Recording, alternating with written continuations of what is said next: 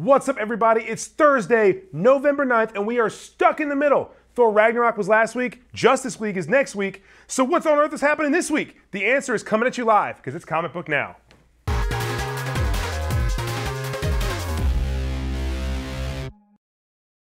What's up, Comic Book Nation? Welcome to another edition of Comic Book Now. I'm your host, Charlie Ridgely, for the second time in a row. I get 2 shows in a row. This is crazy. Yeah. And it's Chris Killian. I'm back. He's back. I'm back. Finally, you get some eye candy. Chris, how are you doing, man? I'm good, man. I'm great. It feels like coming home being here. It feels so good. My seat hasn't changed at all. My butt imprint's still in there. It's great. If you were a Jedi, you would have maybe returned to this. I know what you're doing. Because we're going to talk about something like that. Let's just go into Jedi. it. There's breaking news, guys. There's breaking news. To start the show, a whole new Star Wars trilogy is on the way. Lucasfilm has just announced that Rian Johnson, director of The Last Jedi, will be helming his own Star Wars trilogy, completely separate from the Skywalker saga of films that are currently being made.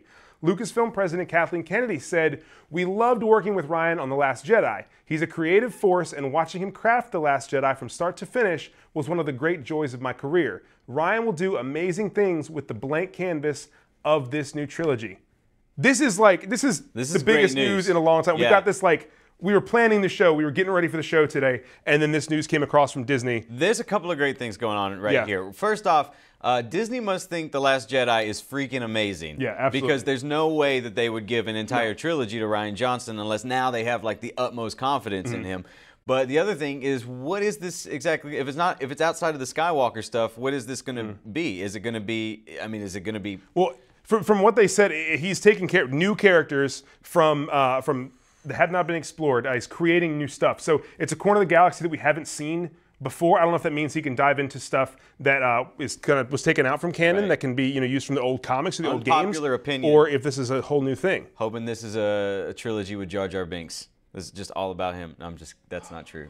Even as a joke, that's not funny. I know. I know. I almost gagged a little when I said it. I was you should have gagged a little. I wish that's what would happen. But too bad. That's coming your way.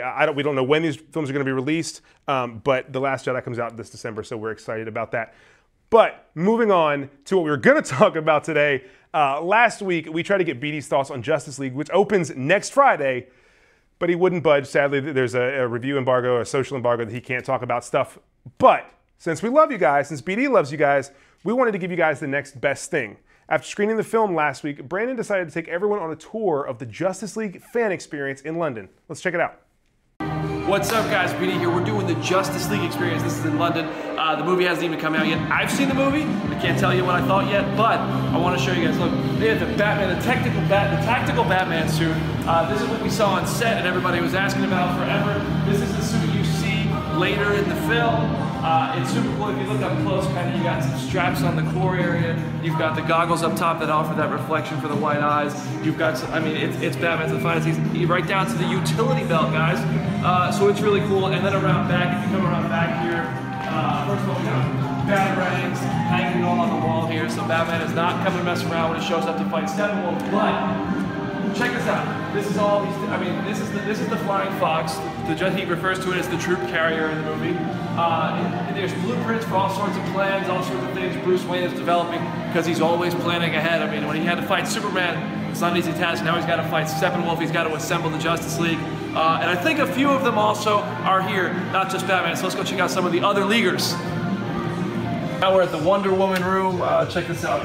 You're in the movie. She's doing a little sculpting. She's doing some really unearthing stuff. So you have all her tools over there, all kinds of cool stuff, all kinds of stuff on the wall. But there's one thing in this room I really want to point out. You're going to see this in the Justice League movie. This is a newspaper cover. Did they return to their planet missing Chris David Bowie and Superman? Where's Superman at? And then on the back, alien ships, speed of light, all sorts of technology stuff going on. So the world's technology is clearly advancing. And of course, what would the Wonder Woman room be without Wonder Woman? There's your Diana Prince in her awesome costume. I just have such a crush on Gal Gadot. I think she's beautiful. I think she's the best Wonder Woman ever. Gal, if you were here, I'll tell you that right now to your face. And also, Justice League on the whole was just really, really good. And I just want to tell everybody, I want to tell the whole world when I think of Gal Gadot this entire...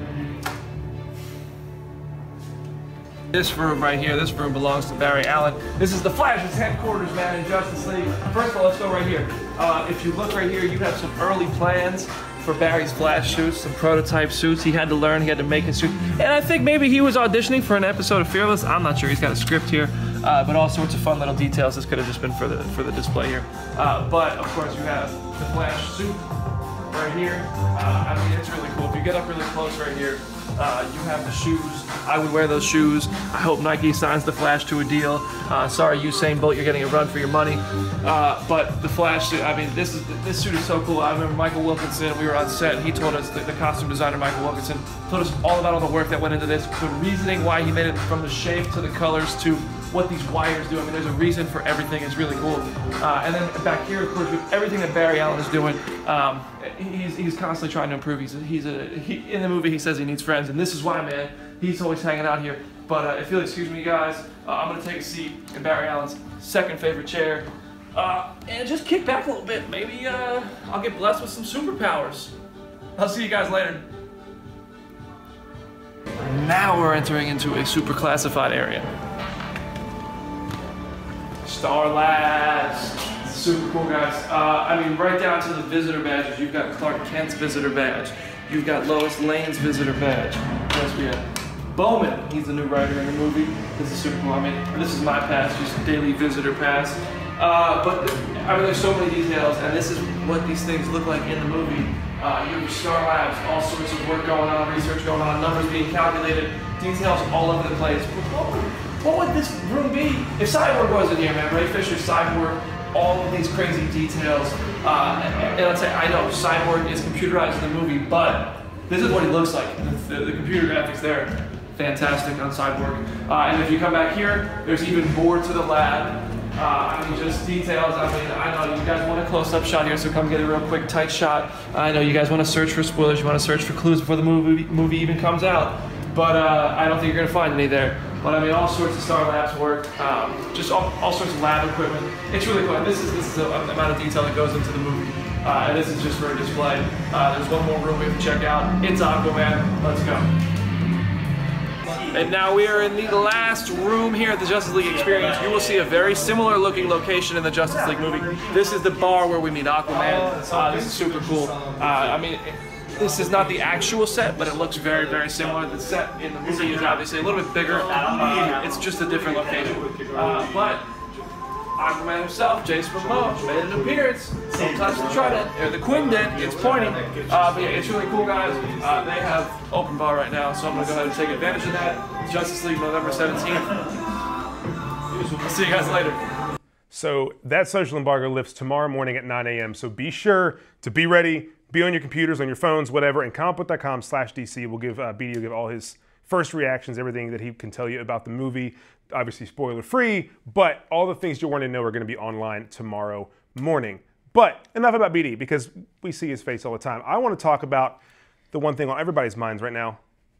It's Chris Killian. Oh, stop. Chris, I haven't seen you in so long. It's been so long since I've been on the show, or you've been on the show with us, and I love your hands are there. Yeah. I missed your hands and your smile and your I missed pretty your blue side eyes. profile. I thought I forgot just how good you look from the side. I miss looking over at you. Very handsome. But I figured since you haven't been here for so long, we should like maybe reconnect and get to know each other. Make sure we have our chemistry still. Like it's still there. So I have some questions, and we're going to answer these questions and make sure we're still compatible. Okay. So when I ask this question, we're going to say the answer at the same time. Okay. All right. You ready? Yes. What movie are you most looking forward to next year? Deadpool 2. Yeah, see, we're the same person. Wow. We got this. We didn't even lose a step. Give me a tougher question. If you could go back in time and date one TV star, who would it be? B. Arthur, right? Yeah, exactly. Oh, okay. man. We're here. We're here. Same all right, wavelength. last question. Yeah. If you were Deadpool 2, what magazine would you release your very first poster in? Good housekeeping. Did we just become best friends? Yup. Do you want to talk about the Deadpool 2 poster? Yup. Awesome. Deadpool 2 did, in fact, release its very first poster today in Good Housekeeping. Right. Good Housekeeping magazine. He was actually on the spread, and he got a full cover shoot and everything. So here's the first poster for Deadpool 2, courtesy of Good Housekeeping magazine. As you can see there, you got a whole Thanksgiving dinner going on. Deadpool, Cable, everybody you love. This Chris, is wonderful. This is crazy. It's wonderful. I'm a huge fan of this marketing campaign. It's such an outside-the-box idea to go with like Good Housekeeping instead of Entertainment Weekly. Yeah. Like it's so. And it's exactly what Deadpool will do. As you see there, not just photos. Deadpool wrote a whole column, and he wrote some interesting holiday little recipes. Like right there, you can see D's spiced nuts is in there, and he tells you how to carve a turkey. Bottom left right there, you got a little Deadpool salt I'm bag. going to be 100% honest. Like, I'm quite the chef. Not a lot of people know that about me, but I'm going to try out every one of those recipes, and I'm officially inviting you over to my house for Thanksgiving. Oh, did you guys hear that? We're going. We're all, everyone, all 800 of you right now, we're all going to Chris's house. Let's live stream it on Facebook. We'll have the whole show on Thanksgiving's on a Thursday. Oh, perfect. Hey, it's perfect. But Deadpool 2 hits theaters on June 1st, 2018, and we're all looking forward to it. Now, to the rest of the news, the comic world went through a massive change this week as former Marvel writer Brian Michael Bendis signed an exclusive deal with DC Comics. If you're not familiar, Bendis created Marvel characters like Jessica Jones and Miles Morales, and he helped launch the entire Ultimate Universe for the company. There's been no word yet as to what stories he'll write for DC, but Bendis told all of his fans to stay tuned, so be sure to keep locked on that to see what his first comic is from DC. Now today, November 9th, marks exactly 100 days until Black Panther hits theaters from Marvel Studios. I can't wait for that movie. But to celebrate, Marvel released some epic character posters for the film, starting with the king himself, T'Challa, played by Chadwick Boseman. That is an epic poster. That is a really cool poster. All these posters are awesome. Yeah. There's Michael B. Jordan as Eric Killmonger, who is going to be the villain of the film. I can't wait. Denai Guerrero, like every single one of these awesome character posters. It's just, you talk about the marketing campaign for Deadpool. The marketing campaign for Black Panther has been so sleek and so awesome. It's going to be an amazing movie. It's going to be so cool. Like I said on the show before, I think more than any other. It looks like he took a real beating. Oh, dude. And he's got a new arm, though. That's one thing you can notice. Yeah. All these characters look great. The one I'm really excited about, you're about to see in a second, is Shuri. Right there, the younger sister of T'Challa. Right. She's going to be, I think she's going to steal a show. I think she's going to be kind of like a Valkyrie. Now, why do you think that? Well, one, I think she's going to be kind of like a Valkyrie or like a Korg from Thor Ragnarok, where she has some great moments. But I think being a younger actress, maybe not as big of a name, she's going to have a future in the Marvel movies. And if you read the comics, you know that Shuri ends up taking on the mantle of Black Panther. I think we could see her leading the charge in the Marvel universe. Okay. In the years to come. I think that Shuri's going to be the future. I could see that. But I'm really excited about the movie. I think we're all really excited about the movie. I got to say, out of all those posters, though, my favorite one was Black Panther, just because the way he's holding his hands. It is pretty awesome.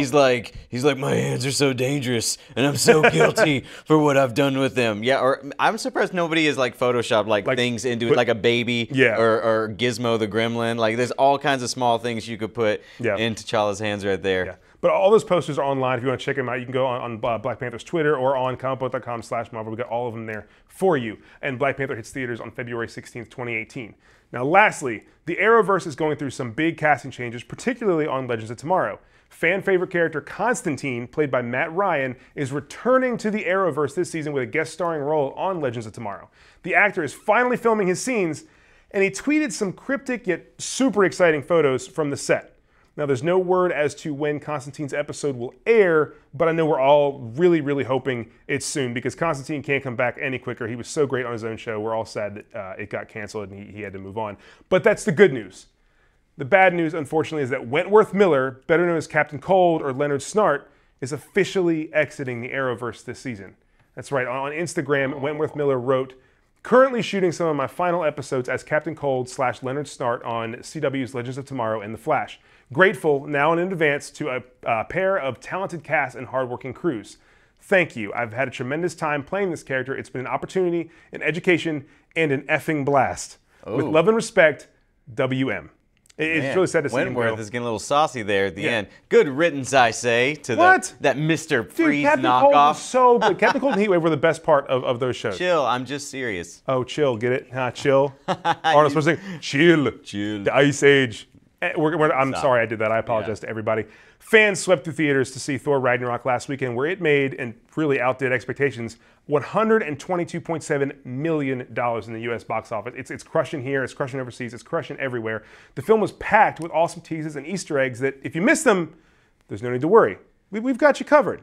It's time for a segment we like to call Recap to the Rescue. And just a heads up, major, major spoiler warning if you haven't seen the film. Let's see. Comic Book Nation, BD here with your recap to the rescue for Thor Ragnarok, breaking down everything you may have missed in the latest Marvel Studios flick. Arriving as the third film and fifth appearance of Thor, director Taika Waititi set out for a brand new spin on the character with this installment, which was clear from the jump as Chris Hemsworth's comedic chops, which Waititi wanted to exploit after seeing Ghostbusters, were on display in the opening conversation with Surtur. Thor was last seen in Avengers Age of Ultron heading back to the cosmos after defeating Tony Stark's accidentally evil robots, and has since been attempting to fulfill a quest for the Infinity Stones, but ended up a prisoner on Muspelheim. The film wastes no time when it comes to mocking its predecessors in the Thor trilogy. On Asgard, Loki posing as Odin enjoys a play telling Loki's heroism, with Matt Damon making a surprise cameo as the Asgardian actor playing Odin's half-son. The fun is short-lived as Thor arrives, using his precious Mjolnir hammer to scare Loki into admitting his true identity and helping to lead Thor to Odin in New York City's Shady Acres retirement home, the same name of the retirement home Stan Marsh's grandfather is sent to on South Park. Enter Doctor Strange. The Sorcerer Supreme, who has come a long way since making his MCU debut, traps Loki in another dimension while helping Thor identify the location of Odin, ultimately sending the Cosmic Brothers to Norway to find their dad and their first encounter with Hela upon Odin's death.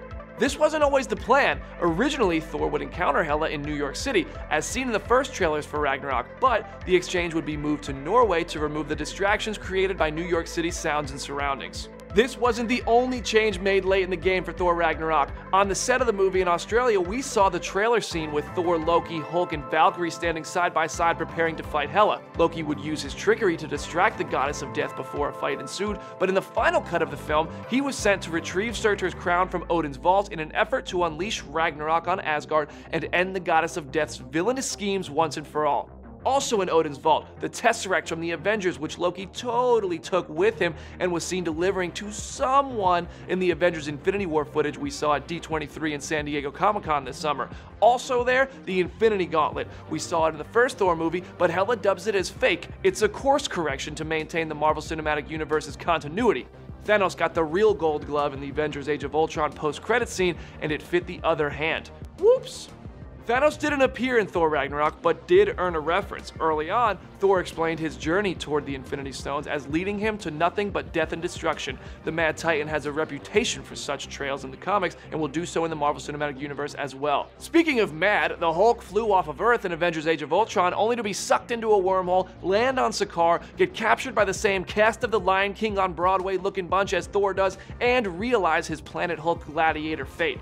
Luckily, the Green Rage monster, with a massively improved vocabulary, even though it's still that of a 2-year-old, also brought his friends Korg and Meek from the popular comic, and while they may have looked slightly different from their comic book counterparts, they managed to steal the scenes on several occasions, as director Taika Waititi performed both the voice and motion capture elements of the Cronin character we met. The characters were key in overthrowing the gladiator matches in Planet Hulk, as the book's Red King character was replaced by Jeff Goldblum's Grandmaster this time around. Ragnarok's Grandmaster, like Guardians of the Galaxy's Collector, is one of the Elders, the last survivors of the otherwise extinct races known for specific obsessions such as collecting, fighting, or gaming. Grandmaster sure did love his gaming and his fighting, even calling his event the Contest of Champions, a reference to the Marvel title first published in June of 1982. The Grandmaster's references didn't stop there though. His palace on Sakaar was loaded with tributes to his previous champions, which included the Hulk, but also saw the immortalized heads of Man-Thing, Beta Ray Bill, and Ares. The only other Avenger to appear in the film was Black Widow in the form of the message she sent to Bruce Banner at the end of Avengers 2, but she would be echoed throughout as Thor used her "sun's getting real low" lines to try and manage the Hulk's rage. The Avengers' references, however, ran deeper. For example, the password for Thor to access the Quinjet's controls was Point Break, which was what Tony Stark called the God of Thunder aboard the S.H.I.E.L.D. helicarrier in 2012's first Avengers film. Of course, what would this movie have been without Valkyrie, who was introduced as Scrapper 142 in reference to her first appearance in The Incredible Hulk 142. Tessa Thompson's character surges in the fan-favorite rankings with her swag and style, at the same time as Cate Blanchett's Hela becoming not only the first female villain in the MCU, but one of the universe's best villains overall. Topping that off, she's Thor's secret sister as kept from him by Odin and is probably dead, now that Surtur became the size of a mountain and drove his sword through her. While Hela was most heavily influenced by Gore, the villain of Marvel Now's God of Thunder comics, the same book which sees Thor lose an eye like he did in the movie, but Thor does have a secret sister in the comics now in the form of Angela, who was introduced on the pages in 2014. What types of Easter eggs and references did you catch in Thor Ragnarok? Let us know in the comments section or send them to me on Twitter at BrandonDavisBD and at comicbook.com/Marvel for complete breakdowns of Thor Ragnarok. Just kidding! Post-credit scene, which Thor Ragnarok had 2 of. The second post-credit scene saw the Grandmaster being captured by the people he once ruled in a comedic moment, but the first sets the stage for Avengers Infinity War. Just as Thor and Loki agree to set a course for Earth, their ship containing all of the Asgardian survivors crosses paths with a menacing new ship. Whose ship is that, you ask? Well, it must be Thanos, and he is coming for that Tesseract Loki stole earlier in the film.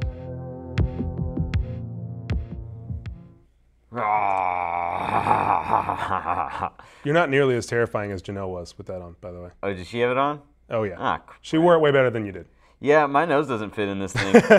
It's was kind of cool. Like, yeah. Like, forget Chewbacca mom. Yeah. Hulk Dad. Hulk Dad. Hulk Dad. And like raging fire. It is a cool mask, like you said. And we gave one of you guys a chance to win that last week. So before we get to questions, which if you've got questions, put them in the comments right now, and we'll try to get to them at the end of the show. But we're going to talk about our giveaway winner from last week. We asked you guys to tweet us a picture of your Halloween costume using hashtag CBNow. We're going to send you one of these awesome Hulk masks from the Fandango fan shop, and there is our winner. User Ash talked about her 3-year-old daughter as Poison Ivy. Adorable. I love it. Now, if you guys still want one of these these Hulk masks, excuse me, it's very green, yeah, not gorgeous and blonde. And if you still want one of these Hulk masks, your chance has not passed yet. Go on Twitter after today's show using the hashtag CBNow and tell us your favorite part of Thor Ragnarok. You have 280 characters now, so you can say anything you want. You can basically write a whole book on Twitter. Tell us what you think, what your favorite part was, and you will be entered to win one of these Ulcom Hulk masks from Fandango Fan Shop. I messed up the word awesome just now. I said Ulcom. I mixed it. It's fine. I don't know what He's that the was. incredible I thought you were just Ulcom. making words up. Ulcom That's Hulk. fine. It's fine. But it's our favorite part of the show. Now that we've talked about our giveaway a little bit, it's time for the question and answer session. All right. Chris, yes. what do we have? What are they some saying? What do they want stuff what do they want us first, to talk about? First question. Okay. By Alan Romanik. I'm really sorry if I just butchered that.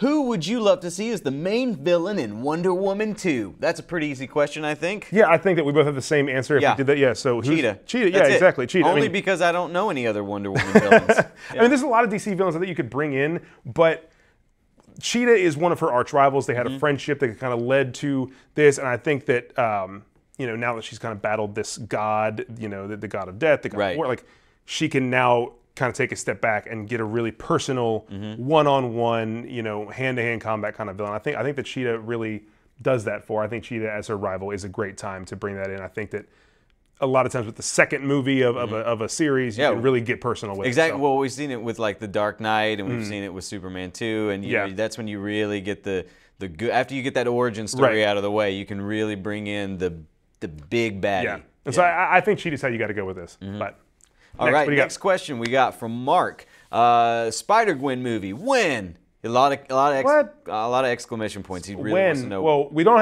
even have a Gwen Stacy in the current Spider-Man thing yet. Yeah, I think that's going to be a minute. Yeah, we got to get through all that. There's an MJ we got to deal with. We got a Gwen Stacy to deal with. Well, do you think it's possible that they have a Gwen, like a Spider-Gwen movie that's maybe not connected to? I mean, because I think Sony could maybe do one. The way Sony's working right now, it seems like they're just gonna whatever. We don't care. Spider-Man. I think that with all these, with Silver and Black happening and with Venom happening, you could maybe see Sony do something with a Spider-Gwen. Just a standalone. I don't think it's a smart idea. I mean, I think Venom without Spider-Man's bad enough. I think Spider-Gwen without Spider-Man doesn't really make any sense. Yeah, so. no, I think not for now, but I'm not writing it off for the future because there's a lot of movies to come, and I mean, we're going to be overflowed. There's going to be so many superhero movies coming in the next few years. So it's in the realm of possibility, but not for a while. So next question. Our own BD, Brandon Davis, he wants to know what buddy hero movie would want to see, whether it's DC or Marvel. I don't know, Chris. What buddy hero movie? Money? He does not write for money. He does not get paid as a profession to write articles for ComicBook.com. Chris, what buddy hero movie would want you see? See what I want. Who won? We should stop this. This is bad. You know, now that there's been talks about Disney buying Fox, yeah. I mean, I think that Hulk and Wolverine. How about that? I mean, I think like that they were a big part of the comic. You know, like they got introduced, but that would maybe mean we have to recast Wolverine. And I don't think I'm ready for that yet. No, it's gonna be a while. I'm not in the state of mind to have that. Now, Thor Ragnarok, I think, proved really well that like any of these characters can be kind of in that buddy cop scenario. And now that we're going to have Avengers Infinity War and we're going to have the Guardians mixing it up with the Avengers, I mean, seeing just like Rocket hang out with, you know, Captain America and him being the straight man to Rocket and things like that. Now, I mean, there's any number of possibilities. You bring up a really good point, and you kind of bring up like the straight man, which in a buddy cop movie, it's the serious, driven guy, and then the really goofy one. I kind of want to go a little goofy with both characters because there's a comic in the Marvel history that I really enjoy, and that's Star-Lord Grounded, where Peter Quill gets put on Earth and he has to stay there and he gets put in New York. And I think that he and Peter Parker could have a really, really great kind of 1-2 punch. You put the Spider-Man we have in the MCU with Star-Lord in an adventure in New York City. I think it'd be a lot of fun. And again, they don't all have to be the straight man. I thought Thor would have been a straight man, but as Ragnarok, he was hilarious. He's hilarious. Yeah, he's just as funny as Hulk is. You know, so which I think we're going to talk about that here in a minute. So stay tuned for Thor being funny because we're gonna come back to that one. All right, next question. Manny wants to know, how does everyone feel about Black Adam being in Suicide Squad 2? Is that a thing? There's a rumor that there was Uncle Berto broke a little news the other day, and it's that there are talks of Suicide Squad 2 introducing Black Adam into the DC universe. I think it's a great idea if you're taking a risk with Black Adam, and he's gonna have his own movie. Right. Suicide Squad 2 needs characters in it because you're not gonna bring back all the same ones. They're gonna change that up. I think it is a good time, and I think that that's a way to really press people into being excited about Black Adam. I'm just going to venture out on a limb and say that The Rock is going to appear in any movie he wants to appear in. Absolutely. And I think he's going to appear in every movie he's allowed to appear in. One day out, like give them notice, like while they're filming the movie. He's like, hey, I've decided I want to be in Suicide Squad 2. And they're like, well, I guess we're writing a scene for The Rock. Because you're not going to say no. You're like, oh, The Rock wants to be in the movie. He said he'll be here tomorrow. You're not going to be like, oh, no, we don't want The Rock in our movie. We don't want to cut The Rock into a trailer because he won't get us any money. Like, if The Rock wants to be in a movie, you're going to put The Rock in a movie. Right. So I don't know exactly if it's his call or the writer's call or if it's Jeff Johns pulling those strings, but there is talk of that possibly happening. I think it's a great idea, but we'll see what ends up going down. What else you got, Chris? All right, next question from Craig Filbert. He wants to know, who do you think should play She-Hulk? And I think the better question would be, do we want a She-Hulk movie? Yeah, everyone really has been asking for She-Hulk lately. Like in the comments and on Twitter, there's been a lot of people wondering about She-Hulk in a movie. I think it's like with Mark Ruffalo doing such a great job with Hulk, I think we can get that now. I think there's an opportunity to do that. Right.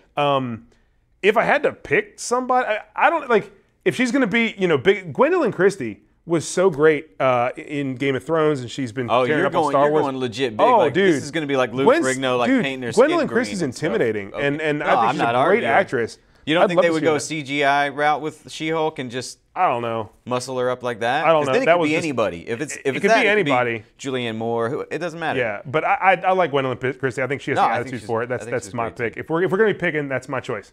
What else we got? All right. Let's see. Oh, Andrew wants to know, do you think Hela is dead? I mean, how do you kill the goddess of death? Will we see a Hela-Thanos relationship? There's a lot of questions there. I think that she is not dead because you didn't see her die. I mean, I still think that Red Skull is alive. How do you kill the goddess of death? Yeah. Right. I think she's alive. I think that she's going to come back. I think that she's going to play death with Thanos, but that's just my call. No one knows. People love Cate Blanchett. That's the one hang-up, I think, is Cate Blanchett is such a celebrated actress. Right. Getting her into multiple movies is going to be hard. So I think it can happen, but we'll see. I think I absolutely want to see Hela as like the object of Thanos' affection, because that's such a big part for him in the comics, is trying to impress her. Yeah. That I think that's a real smart move to kind of bring her in before Infinity War, and then if she turns out to be because people really liked her, people loved watching her, and she has such an attitude. Like her I'm attitude just gonna is go out so and say, funny. Cate Blanchett was the hottest she's ever been as Hela. Cate Blanchett was hot. awesome in that movie, and I think that she I don't take it back. could really. I'm just gonna let you do your own grave there. All right, one last question, Chris. What do you got? All right, from Jeffrey, we've got, how do you feel about all the jokes in the new Thor? It seems they made Thor kind of an idiot, not comic book accurate. See, I told you we'd come back to this, and Jeffrey, I think I speak for Chris and myself both, when I don't think that's entirely true. Yeah, I'm going to disagree with you, Jeffrey, because I actually think Thor in the first movie was more of an idiot than he is in the third movie. In the third movie, he's kind of clever in a lot of parts. In the first movie, he's like, bring me more, and smashing glasses. I wouldn't even go idiot. I think that he was more of this like Viking, right? You know, he didn't know a lot about Earth, and he was just very like, it was kind of folkish it was at very a time. brutish. Right, and I think that he's evolved from that, and he was hilarious and sarcastic, and like he was making fun of Surtur in and around the lava. I think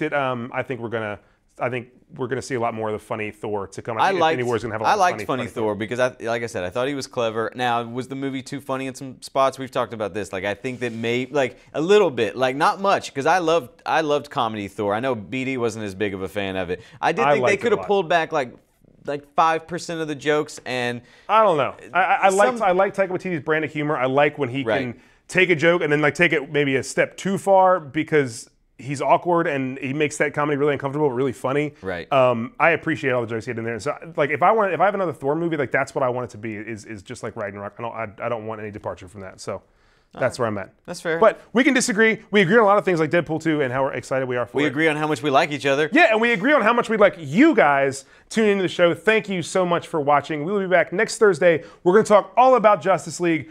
I think BD's going to be back. I don't know, because he's been missing for weeks on end, and we have no idea where he is. So we're going to try and find him. Until next time, I'm Charlie Ridgely. This is Chris Killian / Hulk Dad, and we will see you next time.